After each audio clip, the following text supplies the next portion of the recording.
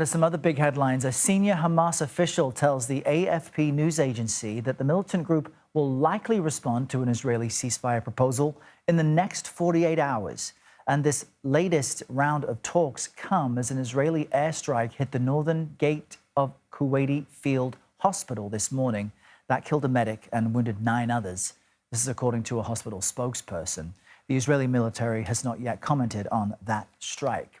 For more on developments out of the Middle East, I'm joined in Studio 57 by CBS News Middle East reporter Courtney Kealy. Courtney, good morning to you. Great to have you with me today. Update us, if Hamas says it's reviewing this latest proposal, how much has really changed in this war in the last few months, though? It seems as though the dynamic and the momentum has certainly changed. It's certainly changed. And what happened was when the phase 2 was implemented with the ceasefire in the middle of January, right before President Trump took office, that ceasefire held until it didn't.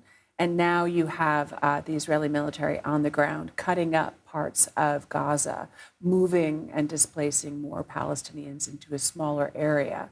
And what you have to parse out, what I have to parse out, is where the news is coming from. So the news of this new ceasefire came out of a Lebanese paper, Al Mayadeen, and the Egyptians, the Jordanians, have also been trying to work for a new ceasefire. So what we're looking at now is how many days it could last. Would it be 40 or longer? How many hostages will be released alive? And I'm hearing 10, and I'm hearing, according to sources, Israeli-American Aidan Alexander, who Trump has made, taken up as a personal cause to get released, should also get released. But you always have to wait and see what happens next in the Middle East. Yeah, we'll keep watching that closely. I also want to ask you about U.S. efforts to negotiate in some way, shape or form with Iran about its nuclear program. A U.S. envoy headed to speak over the weekend.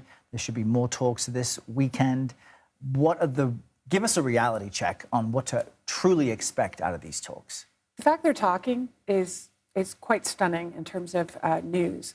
President Trump announced that with Prime Minister Netanyahu by his side a week ago Monday, and then Steve Witkoff met with his counterpart, the Iranian foreign minister, in Oman. Now we're hearing reports the next talks could happen in Rome this Saturday. That hasn't necessarily been confirmed. Things can change, and we don't know if Witkoff will be there or National Security Advisor Mike Waltz. And what's happening now is where are they going to negotiate? And Iran's pretty close to making nuclear weapons, like days or weeks in terms of 6 of them, in terms of if they enrich the uranium just a little bit more, they could have that. But they also have a peaceful nuclear program. So Iran needs an economic relief, and the U.S. needs for them to stop making a nuclear bomb. So it's brinkmanship. President Trump made sure to say yesterday that he really made it clear he wants it to happen fast. Even going to this Saturday is not fast enough for him. But there have been no new negotiations in 10 years, and there's been a significant change in Iran. The mullahs, the Grand Ayatollah, the supreme leader, according to sources in Tehran, they say they're more oligarchical. They have extreme wealth that they want to pass down to the family.